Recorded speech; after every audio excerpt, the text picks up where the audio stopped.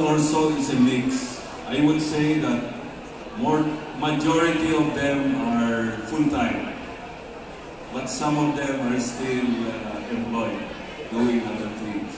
Now, later today, we will announce some kind of promos that will entice drivers, TNVS as well as taxis, to drive hopefully exclusively for hire. Marami kaming i-announce mamaya. Maybe later about 3 o'clock, 4 o'clock, we will announce some of the promo programs that we intend to give our drivers to entice them to drive exclusively for hire. Thank you.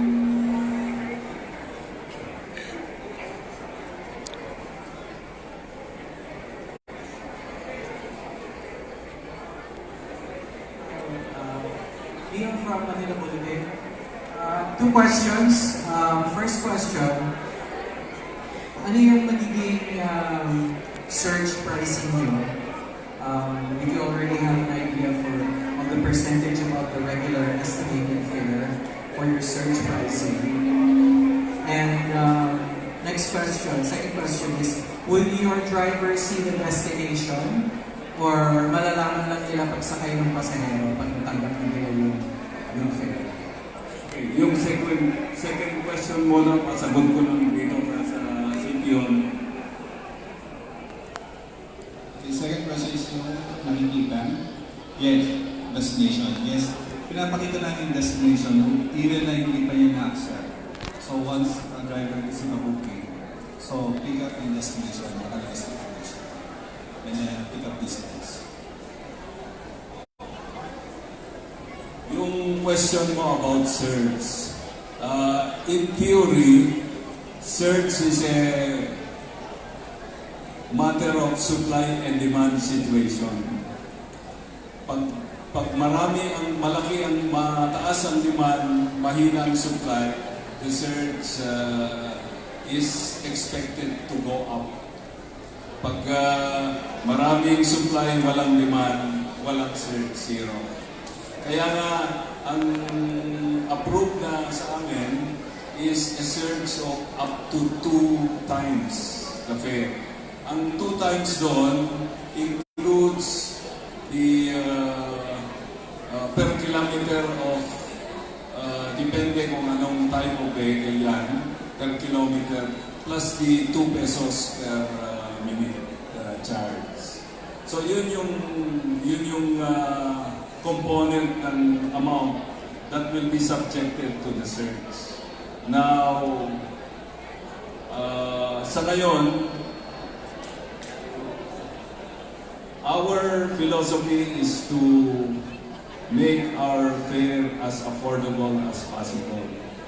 Even if our supply is not yet that high or that big, we make it a point that our surge is very reasonable. Thank you. Hello sir, good afternoon. I'm Stanley from Reserve.com. Ang question ko lang po is hike only available in the metro? And when will it be available in other key cities nationwide? Yeah, thank you for that. Our accreditation as approved by LTFRB is nationwide in scope. Meaning to say, we can go anywhere in the Philippines, not only limited to Metro Manila. And we intend to go to the big cities after we stabilize our operation in Metro Manila.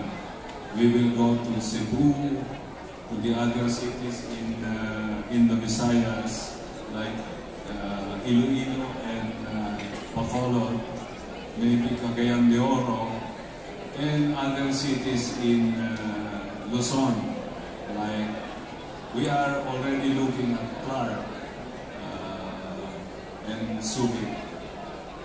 This could be the priority areas after stabilizing our operation in Metro. Hi, my name is Ron from the Filipino TNC. Two questions. Number one, do you have an idea or a range of the number of bookings that Hybris is getting on a daily basis kung gaano karaming nag-book para sumakay? And secondly, more concern for the passengers. Are we insured? When we ride via a hype vehicle, are we covered by insurance? Me and the driver, meron ba tayo ganun? Well, first of all, sa insurance, everybody is covered because the LTFRB requires or mandates an insurance policy for passengers. So, hindi lang kami, everybody for that matter, is required to have an insurance for all the vehicles. And regarding the number of bookings on a daily basis, can you give us a idea of yeah, we don't have very high numbers yet. On the average, a high of 10,000 a day, that's already on the high side. But we are hoping to increase those numbers, especially after today's event. Meron pa po bang gusto magtanong? Questions? Ano? Hi, good afternoon po. Two questions. First is, yung commission scheme niyo po ba, is that limited for a short period of time just to entice your competitor or the drivers from your competitor to transfer? Or it will last a lifetime or for at least 5 years? Number two, will there be a customer service that will address the complaints of the passengers and the drivers? Thank you. Yeah, on your first question, as I mentioned earlier, our commitment to our driver operator partners is to give them sustainable income. So, the 15%, which is the lowest in the industry, which could go down to even 5%, depending on the number of cars, will stay there permanently. That's our commitment to our partners.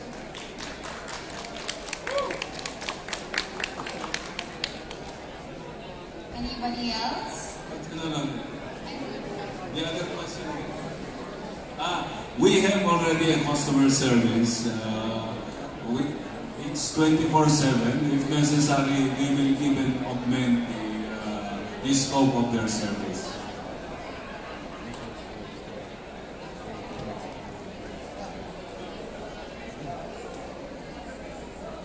Good afternoon, sir. Regarding passenger safety, is there in the hike up, is there a button or something where we can call in case of emergency or in this? Yes, ma'am. Yung app natin has a SOS button. It is available not only to the passenger, but even to the driver as well. Kung ang pasahero, if the passenger feels that he is in a threatening situation, difficult situation, he can push the button and immediately that signal is received by our back end right away. The next of kin that was mentioned by the passenger is also notified right away. Kaya alam din niya. So meron kami nun. So yung driver din, taximan yan or TNBS, once he feels threatened by the passenger, he can also do the same thing. And it will be received in our back end right away. Thank you.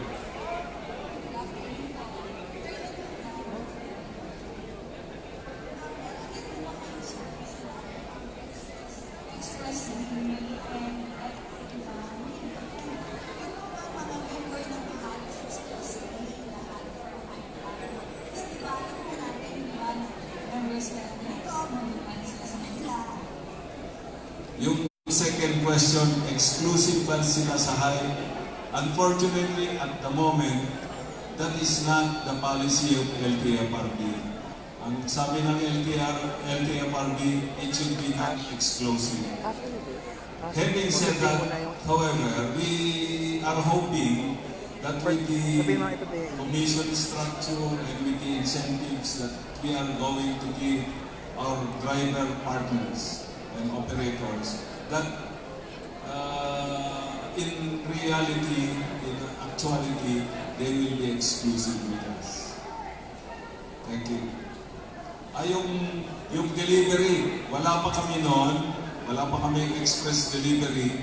Ang gusto namin idagdag sa app natin as a priority is the booking of passengers of yung UB Express or yung P2P.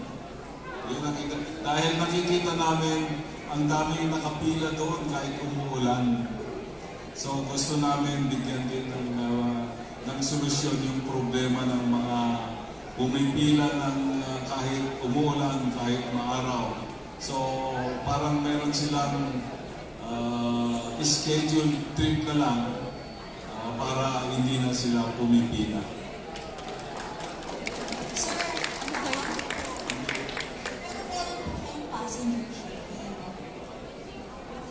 Passenger sharing, din kayo nun. Yung carpooling po,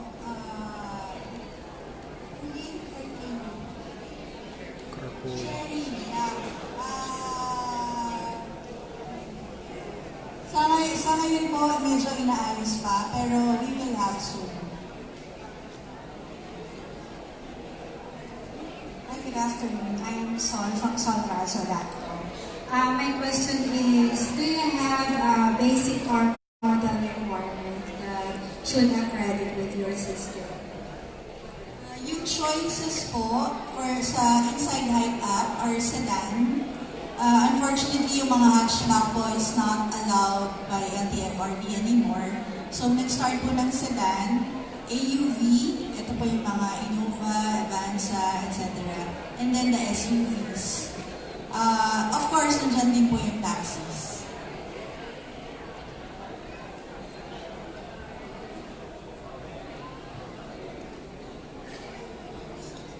Hi, I'm Aldrin from Business Mirror.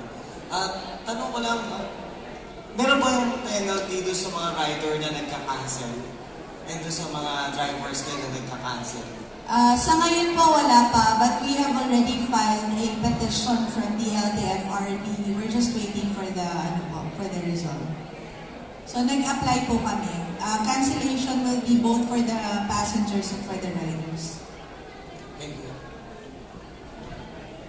I have a question. I am Dennis Antenor Jr. from DZRH.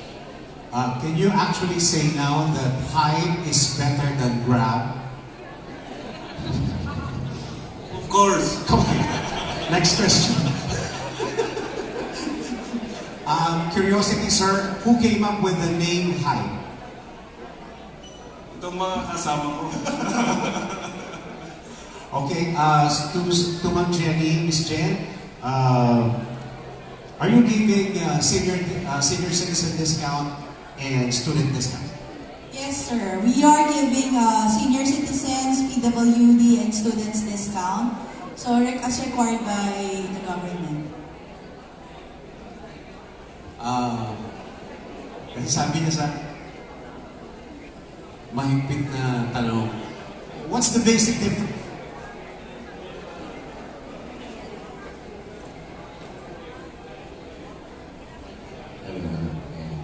What's the basic difference of Hype and Grab daw po? In terms of the service. Well, first of all, I think it is only Hype that has the facility for booking through SMS or text. Kami lang ang mayroon nun. And the text that you send us is even free, no charge to the passenger making the text. Sinasagot ng Hype yung cost of the text. So it's free po? free booking Libre. through text. Yes. Okay, that's it. Thank you, sir.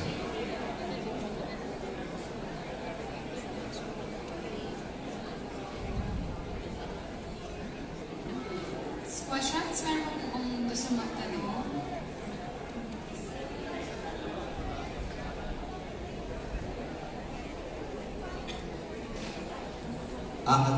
They were asking, sir, how to do the SMS booking. Ito si John. John. Actually, pag-open pa lang po nung app. So, if madetect po rin, first, of course, kailangan i-download yung passenger app. And then once you open the app, and then the system can detect if you don't have any internet or data. So automatically the app is saying na register na you don't have any internet access. And then automatic po yun in-app, lalabas na po yung SMS. And then just press the button and then you can diretso na po. I-redirect po kayo dun sa text messaging. From the app to the text messaging. Every time po lang yung app, kasi po nakakuha ng point break. Every time po nasa PayBay, kaya reactive po yung writer. Okay. So pag walang internet, sa SMS pwede. Yes, automatic. Tapos, it's free. Yes. Okay. That's it, man. You have to download the app in order. Yeah, I'm from NBC, not from Hypo. So you're asking me, man.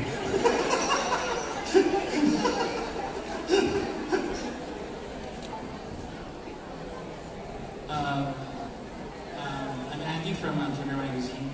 My question is a follow-up on the earlier question on the types of vehicles that you allow in your service. My question is about the age of the vehicles that are allowed to be registered to your service. 7 years po. Up to 7 years po.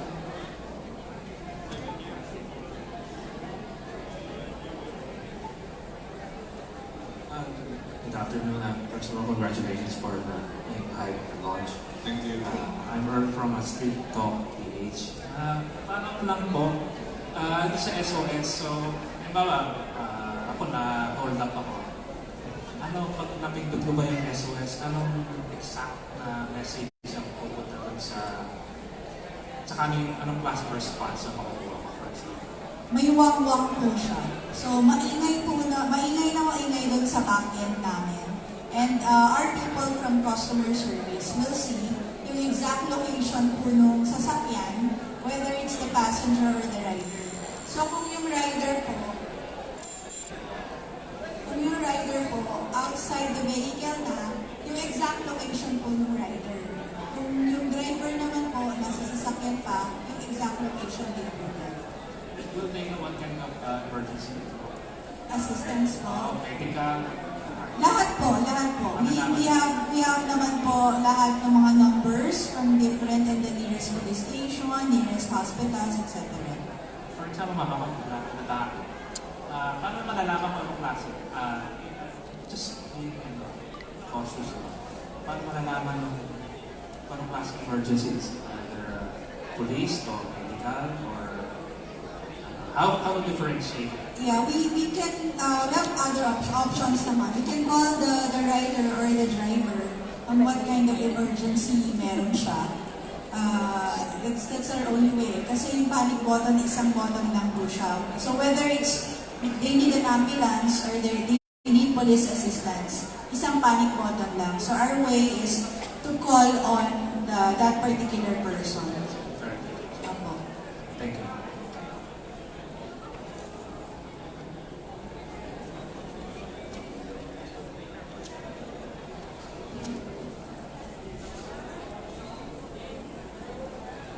I think everyone, it's okay na. Meron po ba kayo gustong tanungin?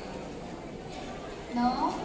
Alright, I think we got all the answers we needed. Thank you very much. And thank you, of course, for all these questions.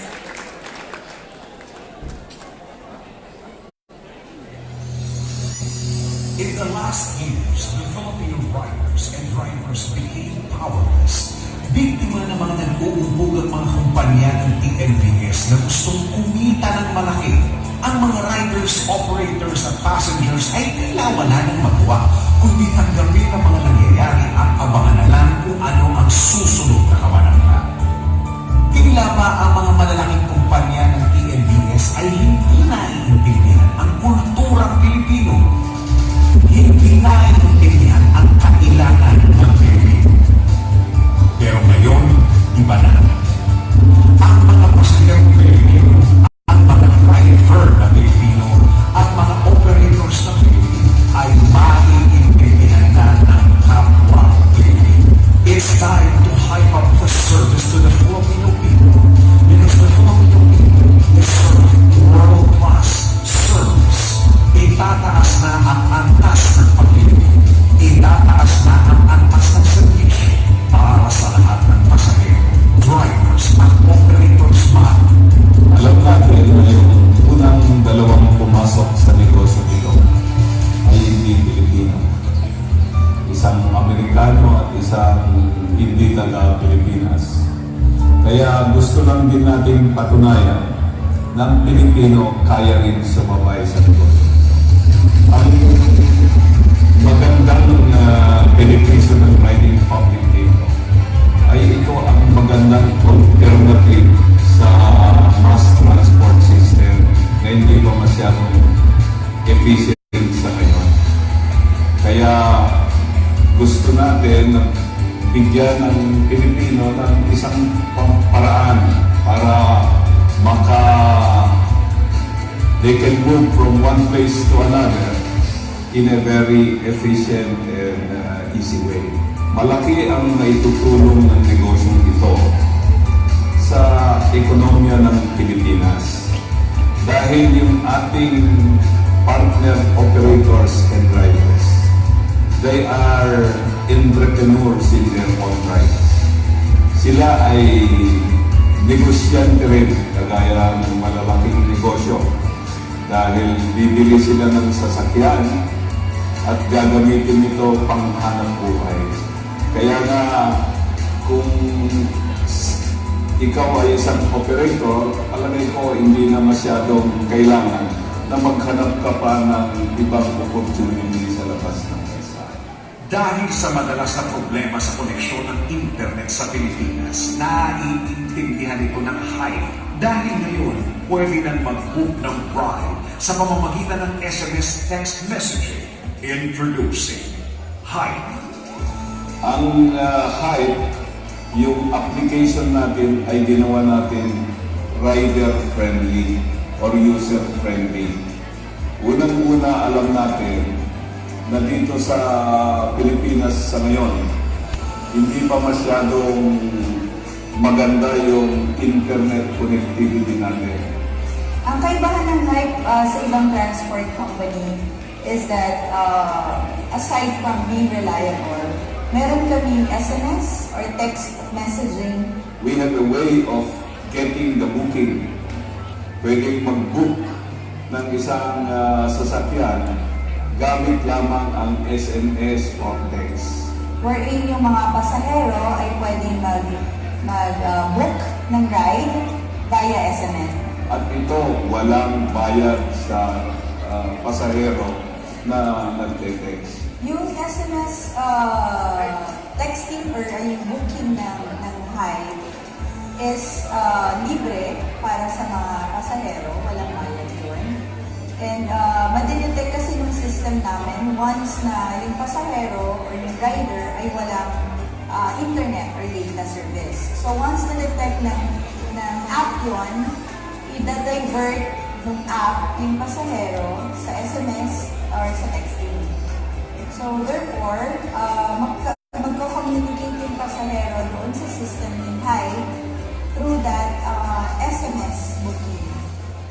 Isang malaking tulong ang SMS text messaging para makabook ng ride para sa lahat mula sa mga estudyante, mga manggagawa, magulang at sa lahat ng mga naglalakbay para magtrabaho para mabigyan ng tamang aruga at alaga ang pamilya Pilipino.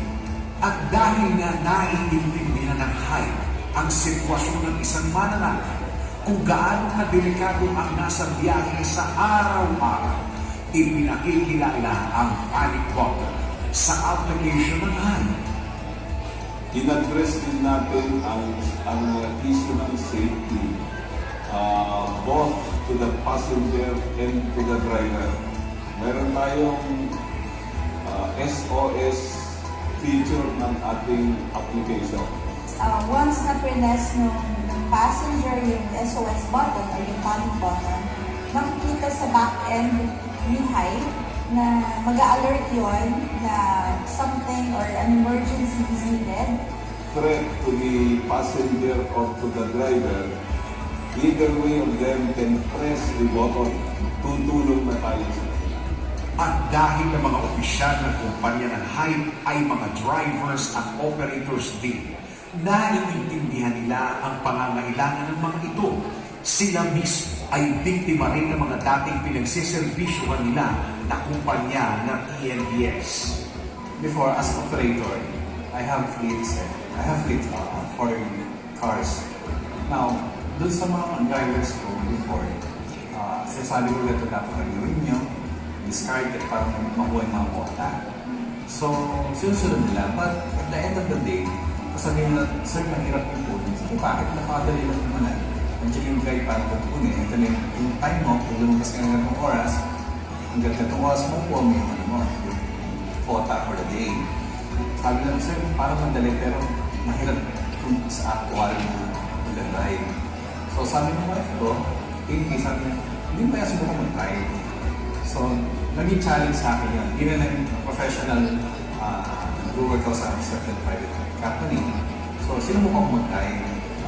So, at first, ang sarap. Sabi ko, sarap pa na mag-drive. Ganyan. Tapos, naranasan ko rin paano mapagod sa traffic, papuya. So, sometimes, gusto mong jingle kasi may pasahero. So, naramdaman ko rin yung mahirap yung driver. Una sa lahat kasi galing ako sa grupo, pinakaunang grupo ng mga TNVS na nagsiserve sa TNCs before. And dahil sa mga naging kinaling ng mga kapwa TNVS drivers at operators, nagtayo kami ng mga benepisyo na una-una wala pa talaga na po-provide yung mga TNCs before. At pagdating sa kita, walang swapangan. Pwede natin asahan na ang mga driver at operator na alagaan ng kapwa Pilipino. Ginawa ko, pinalo ko yung skill namin doon sa driver, yung sharing namin. So, sabihin, mas maganda kaya tayo share yan. So, mahirap tayo mag-drive the whole day. So, nararamdaman ko yung pagod ko nila. Now, doon, as driver ako. Operator kasi madali yung operator ko, kolekta ka ng kita, may incentives, actions ka lang. Masarap. Pero on the driver side, mahirap ka lang. So that's why I tried na yung driver. Proyekto ng aming grupo ay gumawa ng mga benepisyo para sa mga TNVS operators and drivers. Kasama na rin yung mga discounts na provide para sa kanila. And sa lahat ng mga hinayin na to, yun yung nag-push sa amin na makaisip na bakit hindi tayo gumawa ng sarili natin. Which is, ito ngayon yun, si Hype. Yung commission-based na pinoprovide ni Hype, meron siyang tier per number of rides.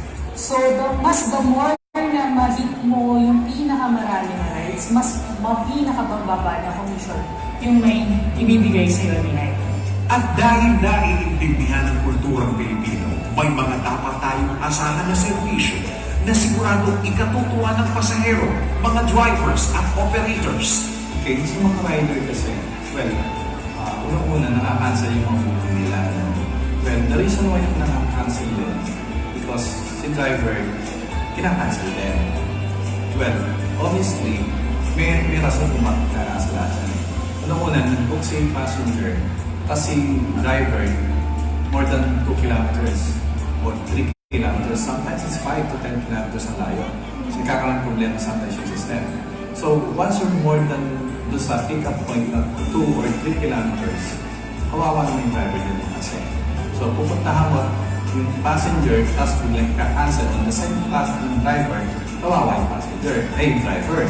But on the side ng passenger din, kawawa din siya kasi hindi naman siya namimili ng driver. So, paano kung pag binato ng system sa malaking driver, natural, ka-cancel din ng passenger. So, parang may problema. So ngayon, since as experienced operator, driver, sometimes passenger din, so lahat yan na naranasan ko. So ngayon, sa height, reason na ginawa namin system na very flexible, na maiwasan yung cancellation, we can lower the pickup point up to 1 kilometer or 1.5, at least maximum of 2 kilometers. Para sa ganun naman, kahit pag-cancel si passenger, kung nagmamadali siya, some reason, hindi naman masakit din para sa driver. Okay? Sa driver din naman, mas malapit ang pick-up point, mas maganda para sa client kasi lesser yung expense mo sa gasolina o sa diesel. So, mas madali mo pick up yung passenger. We made the system na very flexible sa mga passengers at the same time sa drivers din. Kung gusto maging driver or operator, simple lang, since existing ENDS drivers kayo or operator, whatever is sinabit sa previous TNC, which is mandated by LTFRB, very similar lang yun at very minimal documentation. So once you have completed the documents, at the same day, you can go online sa Hive. Mas magandang ka-partner si Hive dahil nagpo-provide niya lahat ng pangangailangan ng mga drivers and riders. So sa riders mo lang, katulad ng pwede na silang mag-book, i-save ang kanilang pag-uwi, kung saan man yung address nila, ng bahay nila, yung pagpunta ng office, kung saan man yung office nila, na easy to tap na lang siya. And even sa mga estudyante sa schools nila. Sa mga drivers, mas magandang ka-partner si Hive dahil nandito yung isa sa mga feature na set destination.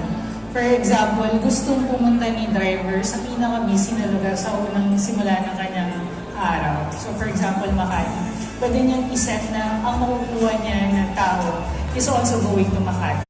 And once na pag-uwi niya rin, kung pauwi na siya sa lugar niya, for example, Marikina, yun rin yung makukuha niya na pasahero. Ang Pilipino ay para sa kapwa Pilipino. Naiintindihan at paglilingkuran ng kapwa Pilipino. Yung mga driver naman, aasa sila sa amin na tutulong kami sa kanilang financial and other concerns. Unang-una,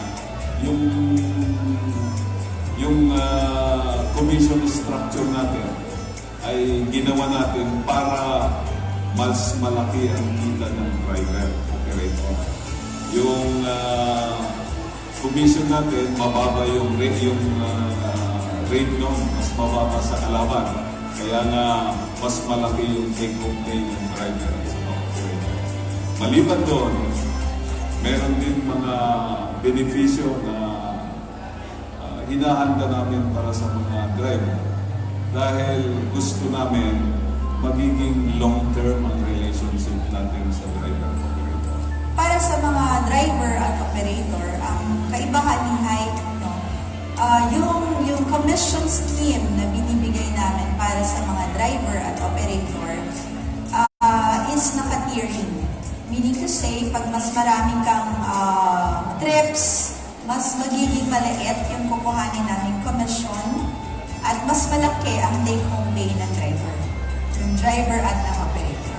Yung mga experience namin before as driver, passenger, operator, nagawa namin lahat ito yung gusto namin.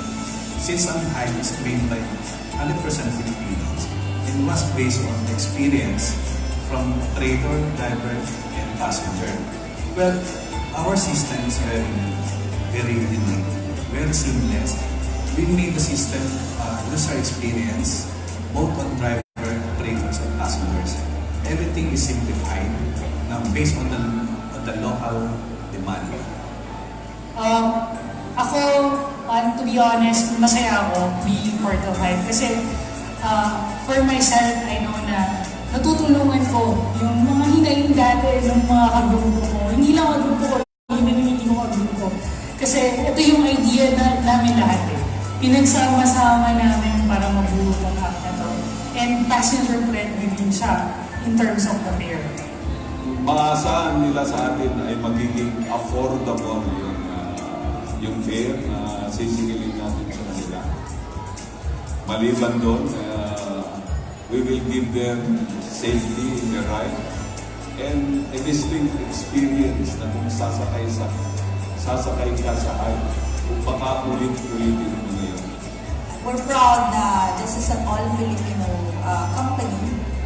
And we're also proud that Hype is an innovation. Kaya siguro yung ibibigay natin or ibabahagi natin sa riders and sa drivers, operators is something na we can all be proud of because this is something different and a better app than competition. We know na yung technology is very fast. It evolves every time. So we're seeing hype in 5 years, not just for PNBS, but for the whole transport system business. Hype up the service to the Filipinos. Hype up the ride to the Filipinos. Hype up the good trip to the Filipinos. It's time to give back the power to the Filipino riders. It's time to give back the power of choice. Hype, the power of choice.